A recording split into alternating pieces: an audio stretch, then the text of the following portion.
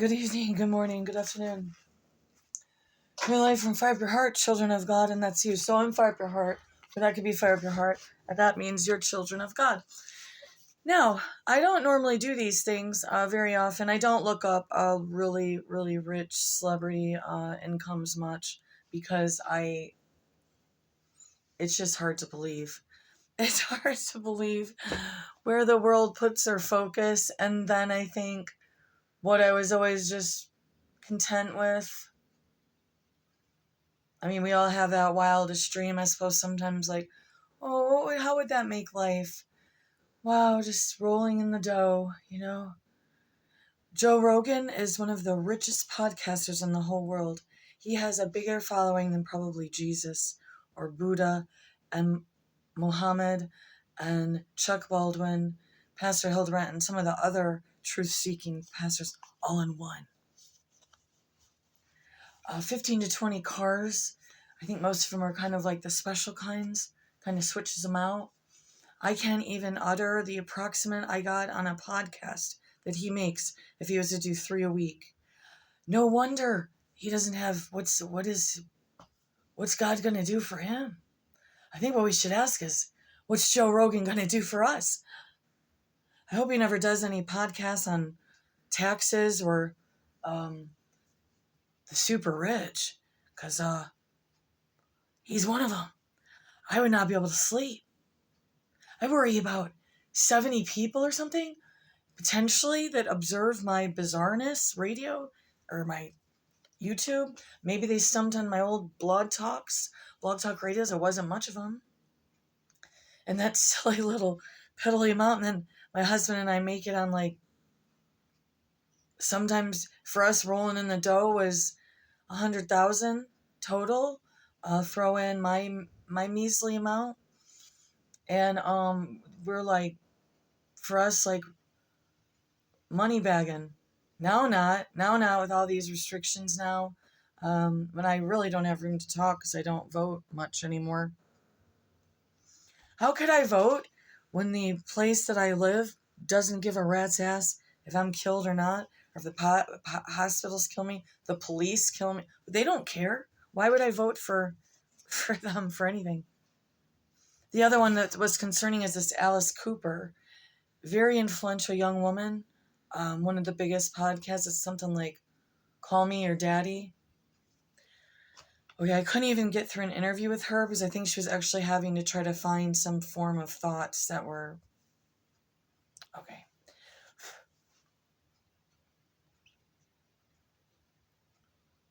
What are we doing now?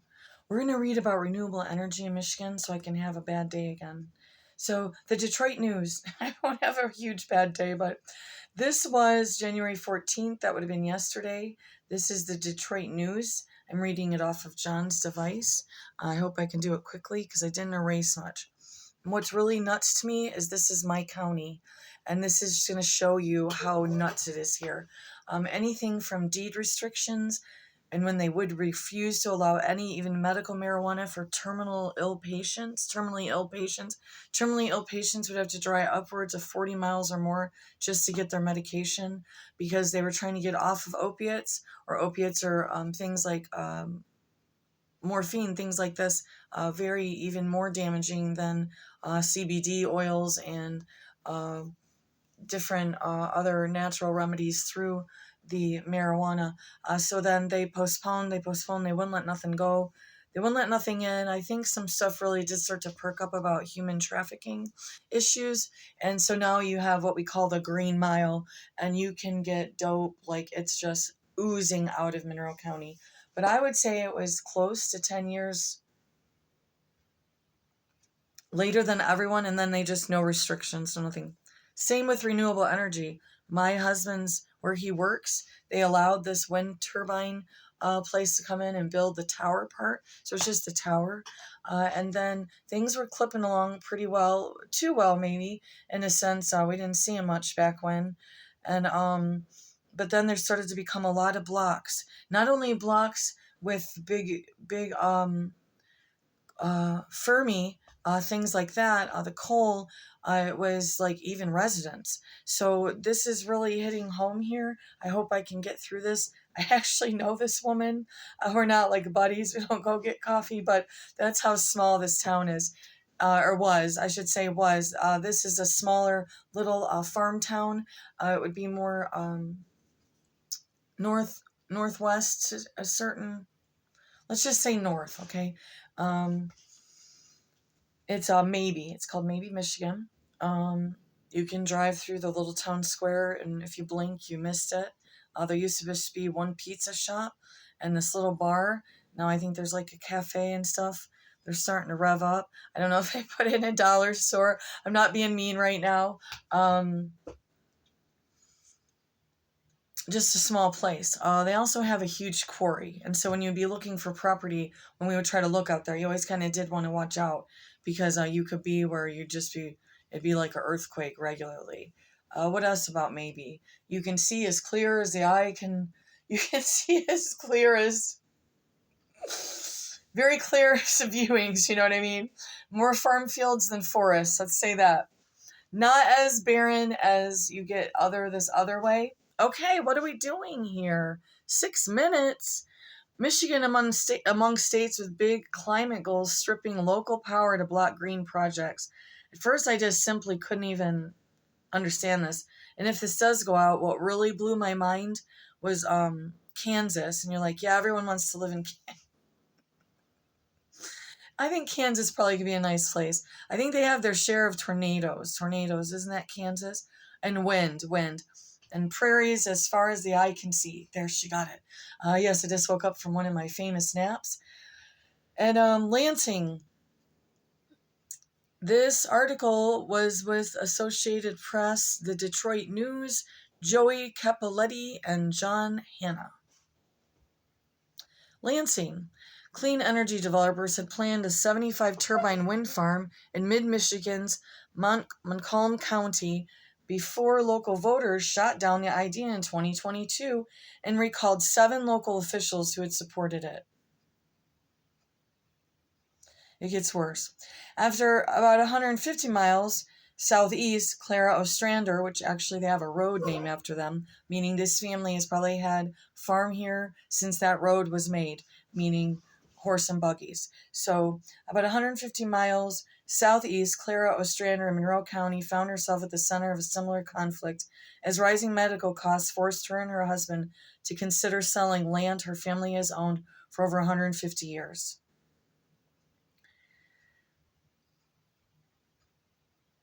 This project, if they had leased this property, would have allowed them to have what they need. And I can't tell you exactly where it may be on Ostrander, but if you see where she's standing in the field, not a bunch of houses around. Okay, well, anyways, from my view, she's in one of those areas where it's very open. There's not a lot of houses. They could probably very well have did however many acres. It shouldn't have been a big deal. Now, the one that was allowed in, was shocked by that. In this other county, the town of Erie, Michigan, the area, it's still Monroe County, is, it just seemed a little bit crunched in, even there was not crunched, but I don't know, this is really shocking me that Michigan residents are this in an uproar. They hate solar, they hate wind. Why? Why do you guys hate both of those? We could implement them with the traditional. I am not a Green Deal pusher, but we need to kind of and it's not about believing that these fossil fuels are running out. It's just the simple mechanics of, we already have the Fermi. It pumps up changes a lot in that area, warmth-wise with the water. It affects habitat. It affects humans' health. Okay, let's just stop this. Okay, leasing a parcel to an incoming solar farm could save the property, but neighboring residents, this is solar, okay. Neighboring residents complain so vehemently that Ostrander said the township changed its zoning to block the project. There are people in this township I will never ever speak to again, she said, and this is how it's going. I mean, I talked about wanting to put up like a really mini, not a huge, not the bizarrely, we wouldn't need that here in this property. We would just a small little mini one to run whatever, to pump what, or generate some lights, or I don't know. Just to see like how it would go. I'm talking like the super mini ones. They make some like really neat ones now. You don't even really know what it is. We saw one on someone's roof.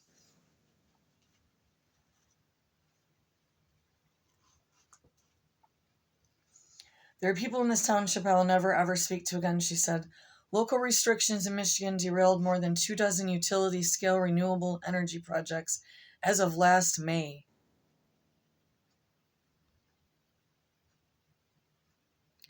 According to a study by the Sabine Center for Climate Change Law of Columbia University, nationwide, at least 228 restrictions in 35 states have been imposed to stop green energy projects. I mean, this is just all so see, I think where this is coming from is it's fear based upon the fact that this is associated with what? Liberals? Snowflakes? What is, or they have relatives that work in the fossil fuel industry? Um, is this fear residing from the fears of way back when they just, what was it, Clinton and before and during and after, just mutilating the automotive industry? So people don't want help with their electric and stuff. I don't know anymore. I'm so confused about why none of us can seem to want to work in any sort of harmony. I mean, we're not talking about, let's have neighborhood picnics and stuff. That would be fun, wouldn't it? Those days. Is that why we've also been really hammered because of rumors that we're the Green Deal pushers? Is that why John's cars, like he almost gets killed almost on a semi-regular basis and it's always targeting at our transportation?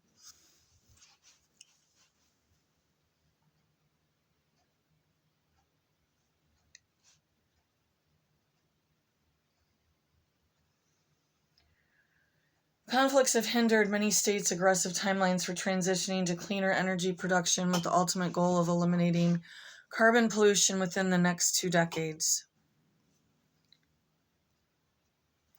Michigan and more than a dozen other states are seeking to upend the decision-making process by grabbing the power to supersede local restrictions and allow state authorities to approve or disapprove location for utility-scale projects. The shift has sparked a political backlash that may escalate as more states seek to simplify getting green energy projects approved and built. We can't allow projects of statewide importance that are critical to our state energy security to be vetoed on purely local concerns, says Dan Scripes, chair of Michigan's Public Service Commission. Scripes, sorry, I don't know his name, how to say it. That's weird, his phone jumps funny.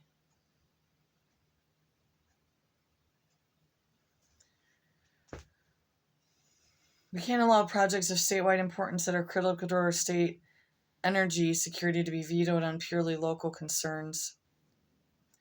That guy, and he said 2 other commission members, now have the power to cite large-scale renewable energy projects in the state under legislation passed by Michigan lawmakers and signed by Democratic Governor Gretchen Whitmer in November. Michigan joined Connecticut, New York, Oregon, and Minnesota in requiring utility providers to transition to 100% carbon-free electricity generation by 2040. A 6th state, Rhode Island, is shooting for 100% renewable energy by 2033. The goals are consistent with the Biden administration's target of pollution-free electricity by 2035 and a net zero emissions economy by 2050. Other states have long-standing goals lower than 100%. But many local officials say giving states the power to cite large-scale energy projects clashes with cherished U.S. political principles. Local officials, they say, are the public servants closest to and most directly accountable to voters. They argue that that's especially important when it comes to land use and what gets built in your homes. Ostrander Road, unless something is really, really developed, that's a bigger farm. They own a bigger farm. on Ostranders, and she said she was part of that family's. So it's not just a fluky, like a distance Ostrander, but most in these areas, when you see one name, it's the whole family's spread out throughout the area.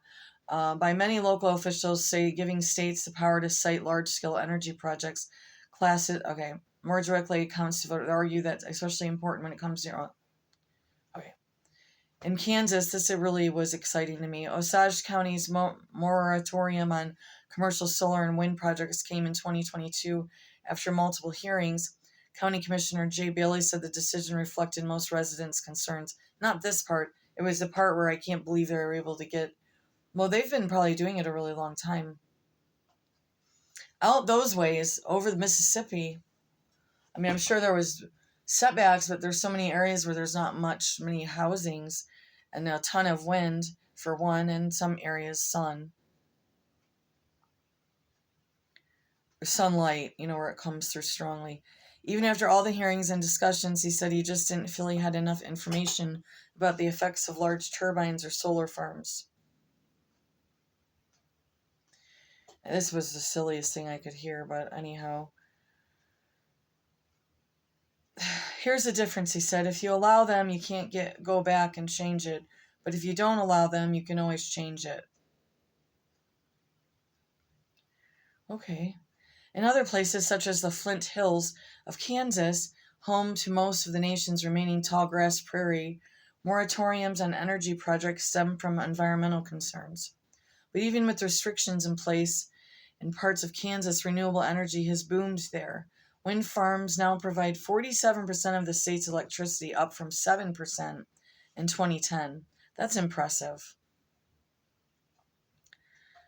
The gains came as a clean energy lobby worked steadily to counter opposition from the state's Republican-controlled legislature. Elise Kaplan, vice president for regulatory affairs at the nonprofit American Council on Renewable Energy, said local rules restricting green energy facilities are not really based on science. Projects can benefit local environment by retiring generating plants powered by fossil fuels, she said. I mean, we don't need to necessarily use the word retiring, but like here, I forgot to say, I tried to get a hold of an old friend, but we always end up in a battle about atheism, and I guess I would be considered ultra spiritual. Anyhow, certainly can't, I don't think you can put me in religious group. Oh my God. Okay. So, that they were hiding, that they were bringing in more small nuclear reactors. They had not, it didn't even look like they were giving people enough time to react to the situation. He felt like he had to just go almost like it sneak into this meeting for new coming employment or training to put in these smaller reactors. Meantime, my husband's plant, they're suffering in the sense of they're being blocked. There's groups that blocked more turbines.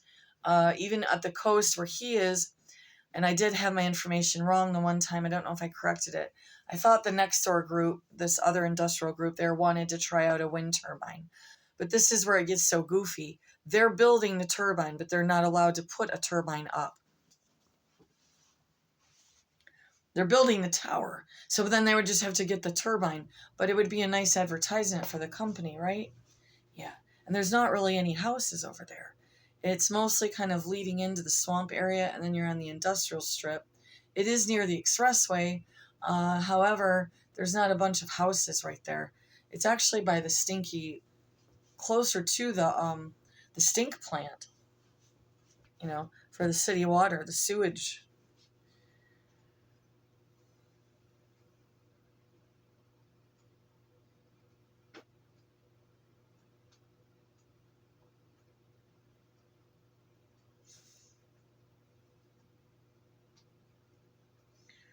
All right, did I do this again where it was longer than I thought? Okay, it's not that long, but it's getting long to me. I wanted to get a couple things done.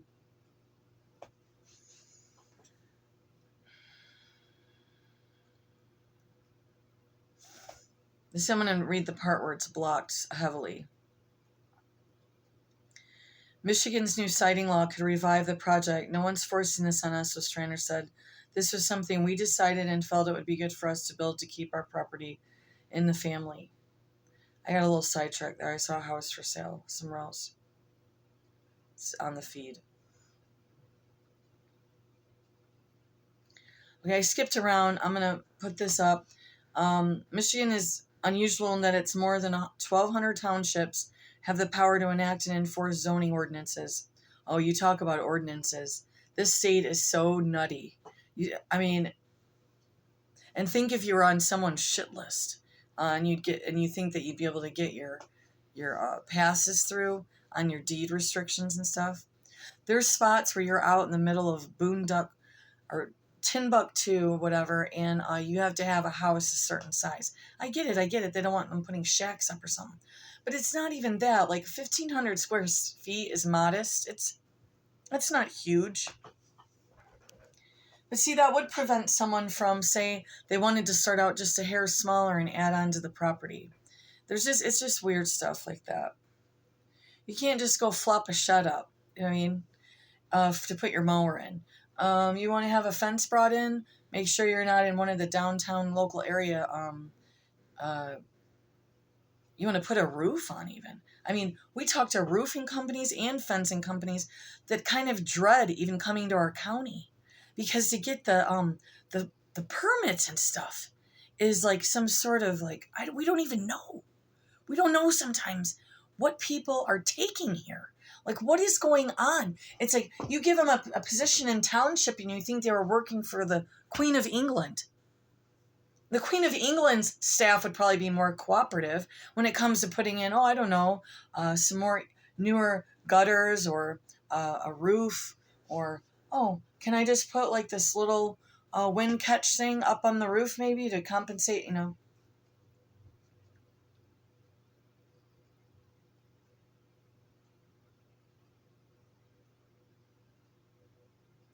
I guess we're done reading, so I'm looking at real estate now. So out of those, the 1,200 townships who enact and enforce zoning ordinances, 20 of the state's 83 counties have passed ordinances blocking or delaying wind or solar developments. Scripps, the chair of Michigan's Public Service Commission that can now override those restrictions, has said an additional 209,000 acres will be needed for projects to hit the state's 60% renewable energy goal. 209,000? Okay, I know it sounds like a lot. But they keep stuff like so hush in this place. You guys, we have places up and out that nobody wants to live other than the small bears and wolves and coyotes. We have so many swampland areas that nearly are uninhabitable for human pleasantness. I mean, we looked at some mosquito farms. It ain't fun. It's all hogwash. It would never become all renewable, and I am not a huge, it has to all be renewable, but definitely, can't we all just share a little? Okay. Renewable energy goal by 2035. So if there's a renewable energy goal, so are people just in their minds, it doesn't matter if it's good or bad, it's just associated with this liberal party? Because maybe that's something that we need to work on, is that just because you care about the environment doesn't mean that you're a fairy, okay?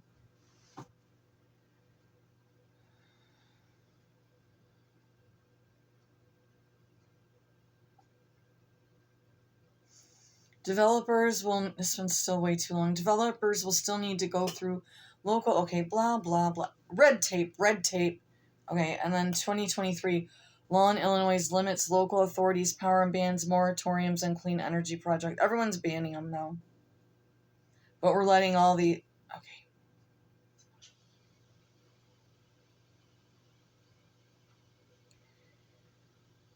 So I guess if you like paperwork, go ahead. If you like a lot of paperwork and red tape and trying to just get a simple request through to build a structure on your property, move to Michigan. Have a good one. Bye.